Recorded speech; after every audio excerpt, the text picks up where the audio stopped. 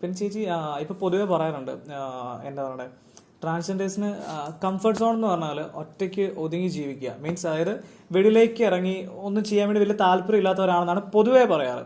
പക്ഷെ അത് എത്രമാത്രം ശരിയുണ്ട്? കാര്യം എല്ലാ ട്രാൻസ്ജെൻഡേഴ്സും പറയും എനിക്ക് അങ്ങനെ ചെയ്യണം, എനിക്ക് ഇങ്ങനെ ചെയ്യണം, എനിക്ക് ആ അച്ചീവ്മെന്റ്സ് എത്തണം, എന്നാൽ എത്തിയിട്ടുള്ളവരും ഉണ്ട്, പക്ഷെ എത്തപ്പെടാത്തവരും ഉണ്ട് ഇപ്പോഴും. അപ്പോൾ അവർക്ക് വേണ്ടി നമ്മുടെ കമ്മ്യൂണിറ്റിയിൽ നമ്മൾ എന്തെങ്കിലും ചെയ്യുന്നുണ്ടോ?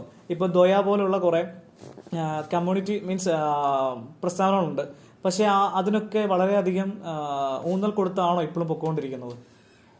ഊന്നൽ കൊടുത്ത് തന്നെയാണ് പൊക്കോണ്ടിരിക്കുന്നത്. ഇപ്പൊ ഓരോരുത്തരുടെ ടേസ്റ്റ് ആണല്ലോ. ഇപ്പം ഞാനിപ്പം ഇപ്പൊ ഗവൺമെന്റിന്റെ ഭാഗത്ത് തന്നെ ഒരുപാട് കാര്യങ്ങൾ കമ്മ്യൂണിറ്റികൾക്ക് ചെയ്യുന്നുണ്ട്. ഇപ്പം വിദ്യാഭ്യാസത്തിന്റെ ആയാലും ജോലിക്കായാലും അങ്ങനെയൊക്കെ ഒരുപാട് കാര്യങ്ങൾ ചെയ്യുന്നുണ്ട്. അപ്പം അത് വേണം എന്ന് വിചാരിച്ച് അതിനോട് അറ്റൻഡ് ചെയ്ത് മുന്നോട്ട് പോകാൻ ഒരു താല്പര്യം കൂടെ വേണം. അല്ലാണ്ട് വീട്ടിൽ ഇരുന്ന് കഴിഞ്ഞാൽ അതൊന്നും പഠിക്കാനോ എടുക്കാനൊന്നും പറ്റത്തില്ല. ഇപ്പൊ ദ്വയ എന്ന് പറഞ്ഞ സംഘടനയിലെ മെമ്പറാണ് ഞാൻ.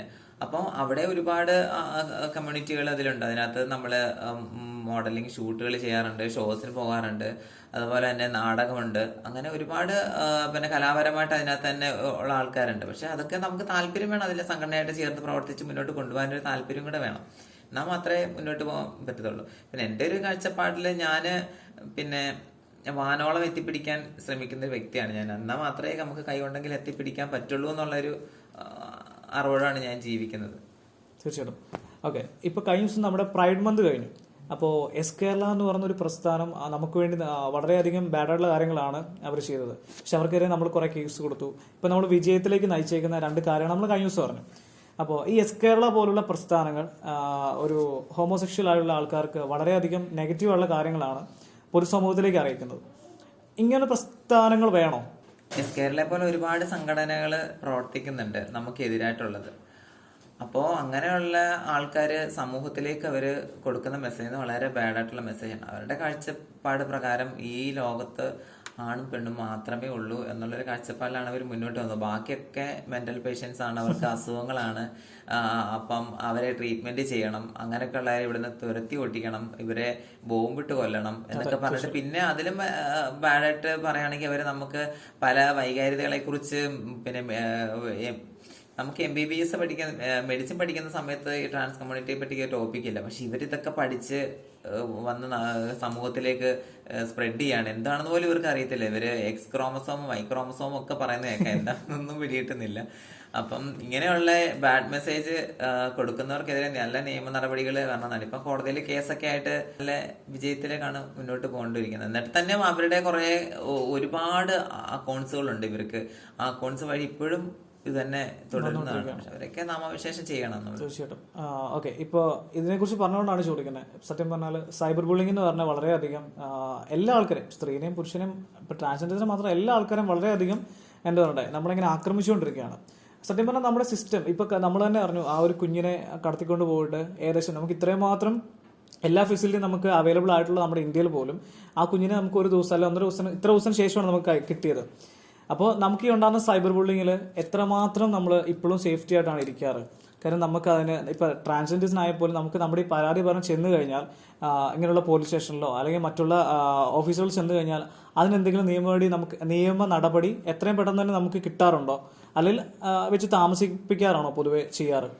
ഇപ്പം നിയമ നടപടികള് താമസിപ്പിക്കാറാണ് തന്നെ. ഇപ്പൊ കഴിഞ്ഞ ദിവസം നടന്നൊരു ഇൻസിഡന്റ് എന്ന് പറഞ്ഞാൽ എൻ്റെ ഒരു ഫ്രണ്ടിന്റെ വീട്ടിൽ നിന്നും അവളുടെ ഒരു വാടക കൊടുക്കാൻ വെച്ചിരുന്നൊരു 14,000 ഒരു നല്ല വിലയുള്ളൊരു മൊബൈലും കൂടെ ഏതോ ഒരു മോഷ്ടാവെന്ന് എടുത്തുകൊണ്ട് പോയിട്ടുണ്ടായിരുന്നു. അപ്പൊ അതിനെതിരെ കംപ്ലൈന്റ് കൊടുത്ത സമയത്ത് ഇതുവരെ ഒരു നീക്കങ്ങളൊന്നും ഉണ്ടായിട്ടൊന്നുമില്ല. നിഷ്പ്രയാസം കണ്ടുപിടിക്കാവുന്ന കേസുകളൊക്കെ ഉള്ളായിരുന്നു, പക്ഷെ അതുവരെ കണ്ടുപിടിച്ചിട്ടില്ല.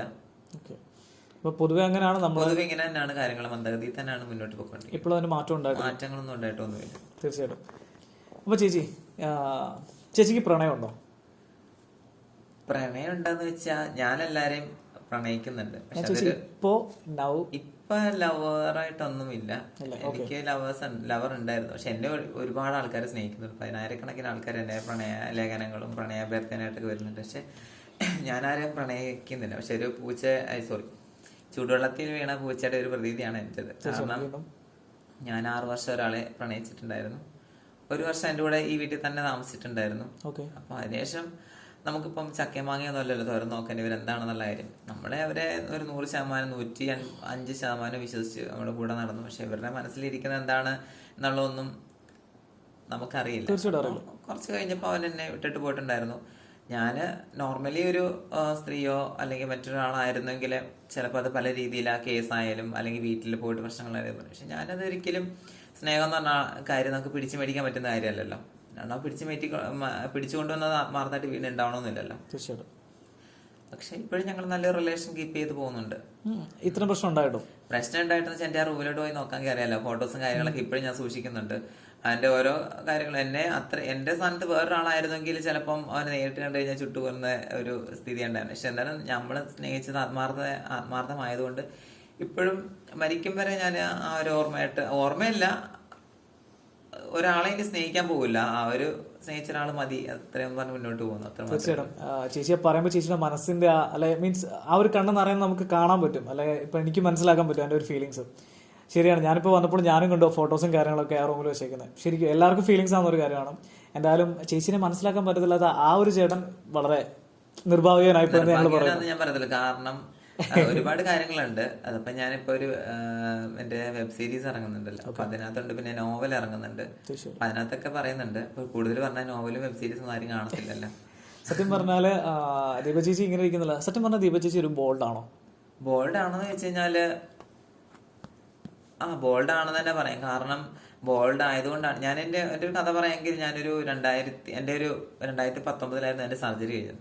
ഞാൻ അതിൽ ചാനലൊക്കെ പറഞ്ഞിട്ടുണ്ടായിരുന്നു. ആ സമയത്ത് ഞാനൊരു 1 ഇയർ ഞാൻ ബെഡ് റെസ്റ്റ് ആയിരുന്നു. അപ്പൊ എന്റെ സ്ഥാനത്ത് വേറൊരാളായിരുന്നെങ്കിൽ ഇന്ന് തീർച്ചയായിട്ടും ജീവിച്ചിരിപ്പ് ഇല്ലായിരുന്നു. എന്റെ ഒരു 3ാമത്തെ ജന്മമാണെന്ന് തന്നെ പറയാം. കാരണം ഞാൻ ഈ സർജറി ചെയ്ത് ഫെയിലിയർ ആയിട്ട് ഞാൻ മരിച്ചതായിരുന്നു. ഇപ്പൊ ഡോക്ടർ എല്ലാവരോടും പറഞ്ഞോ ഇനി ജീവിക്കൂല എന്ന് പറഞ്ഞ ആ ഒരു അവിടുന്ന് ഉയർത്തെഴുന്നേറ്റാണ് ഞാനിപ്പം ഈ ഒരു സ്റ്റേജിൽ എന്ന് പറഞ്ഞാൽ ഇപ്പൊ ഇത്രയൊരു ലൈഫ് മുന്നോട്ട് പോകണം എന്ന് പറഞ്ഞാൽ ജീവിച്ചിരിക്കുന്നത്. പിന്നെ എന്റെ ഒരു കാഴ്ചപ്പാട് ഇതിപ്പോ 2024 ആണെങ്കിൽ ഞാൻ 2034 ഞാൻ ജീവിക്കുന്നത്. അപ്പൊ നമ്മളെല്ലാരും മനസ്സിലാക്കേണ്ട കാര്യമുണ്ട്. ഈ കാണുന്ന ഒരു കളറോ ഭംഗിയൊക്കെ പോകാനൊക്കെ കുറച്ച് സമയം മതി അല്ലെ. ഇപ്പൊ ഞാനിപ്പോ ജീവിക്കുന്നത് 2034. ഒരു 10 വർഷം കഴിഞ്ഞാൽ നമ്മൾ എന്തായിരിക്കും നമ്മൾ ആദ്യം ചിന്തിക്കണം. നമ്മുടെ അവസ്ഥ എന്താണ്? ഇപ്പം നമ്മുടെ കമ്മ്യൂണിറ്റിയിൽ ഏറ്റവും കൂടുതൽ ആൾക്കാർ നേരിടുന്ന വാടക ആണ്.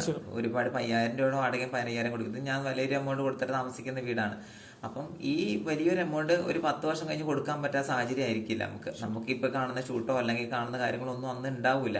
അപ്പൊ നമ്മൾ ഈ 10 വർഷം നമ്മൾ എന്താകും, അല്ലെ 15 വർഷം കഴിഞ്ഞ് എന്താകും എന്ന് മനസ്സ് ചിന്തിച്ചുകൊണ്ട് അന്നത്തേക്ക് ഇന്ന് നമ്മൾ കുറച്ച് ജീവിക്കാനുള്ള ഒരു സേവിങ്സ് കാര്യങ്ങൾ കണ്ടെത്തണം. അതിന് വേണ്ടിയിട്ട് നമ്മളൊരു പാർപ്പിടമാണ്, ഒരു 3 സെന്റ് സ്ഥലം. അപ്പം ലൈഫ് മിഷൻ വഴി വീടുകൾ കിട്ടുന്നു എന്നൊക്കെ പറഞ്ഞിട്ടൊന്നും ഇതുവരെ ആർക്കൊന്നും ആയിട്ടില്ല. അപ്പൊ ഒരു 3 സെന്റ് സ്ഥലം ഉണ്ടെങ്കിൽ അവന് ചെറിയ വീട് വെച്ച് നമുക്ക് പുറത്ത് പോകേണ്ടി വരില്ല. അവസാന കാലഘട്ടത്തിൽ നമ്മൾ ആരെങ്കിലും നോക്കാനുണ്ടാകുമെന്ന് വിചാരിക്കണം. അപ്പൊ നമ്മളെ അവസാനം ആരും ഉണ്ടാവില്ല. ഇപ്പൊ എന്റെ പിന്നെ ഇപ്പം ഫാമിലിയുടെ കാര്യം തന്നെ പറയുകയാണെങ്കിൽ ഞാൻ വീട്ടിലെല്ലാം പോകാറുണ്ട്, എല്ലാ കാര്യങ്ങളും നോക്കാറുണ്ട്. എന്നാൽ തന്നെ ഇപ്പൊ ഞാനിന്ന് മരിച്ചു കഴിഞ്ഞാല് എന്നെ വീട്ടിൽ കൊണ്ട് അടക്കത്തൊന്നുമില്ല. ഞാൻ ചോദിച്ചിട്ടുള്ളത്, ഇപ്പൊ ഞാൻ മരിച്ചു കഴിഞ്ഞാൽ എന്നെ വീട്ടിൽ കൊണ്ട് അടക്കാൻ യാതൊരു ചാൻസും ഇല്ല. ഇപ്പൊ നമുക്ക് ചിലപ്പം ഷൂട്ടൊക്കെ ചെയ്ത് കാണുന്ന പൈസ അവർക്ക് കാര്യങ്ങളൊക്കെ ചെയ്യുന്നതുകൊണ്ട് മാത്രമാണ് ഒരു സ്നേഹം. അല്ലെങ്കിൽ എന്നെ കൊണ്ട് എന്താ പറയാ, തീർച്ചയായിട്ടും നമുക്കറിയാം ആ ഫീലിങ്സ് മനസ്സിലായിട്ടുണ്ട്.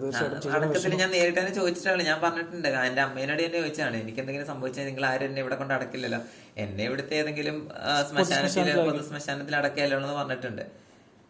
അപ്പൊ അമ്മ പറഞ്ഞത് അന്നേരത്തെ കാര്യമില്ല എന്നൊക്കെ പറയാറുണ്ട്. പിന്നെ ഞാൻ വളരെ ആക്റ്റീവായിട്ട് ചിന്തിക്കുന്ന വ്യക്തിയാണ്. കാരണം എനിക്കറിയാം ഒരിക്കലും കൊണ്ടുപോയില്ല എന്നുള്ള കാര്യം എനിക്കറിയാം. തീർച്ചയായിട്ടും ചേച്ചി ഇപ്പൊ പറഞ്ഞാലോ നമുക്ക് കോവിഡ് ഉണ്ടായി. ആരൊക്കെയാണ് സ്വന്തം സ്ഥലത്ത് സ്വന്തം പാർപ്പിടത്തിൽ നമ്മൾ അടക്കിയതും അല്ലെങ്കിൽ ദഹിപ്പിക്കപ്പെട്ടവരും എല്ലാവരും ഓരോ സ്ഥലത്തിൽ കൊണ്ടുപോയി ദഹിപ്പിച്ചാണ് പകുതി പേരെയും കളഞ്ഞത്. സത്യം പറഞ്ഞാൽ ഒന്നും കിട്ടിയിട്ട് പോലും ഇല്ല പകുതി ആൾക്കാരുടെ കാര്യം. അപ്പൊ നമ്മൾ ആ ഒരു കാര്യത്തോടെ മനസ്സിലാക്കിയാൽ മതി എല്ലാവരും ഒന്നിച്ച് ചേർത്ത് പിടിക്കണമെന്നുള്ള ഒരു കാര്യം.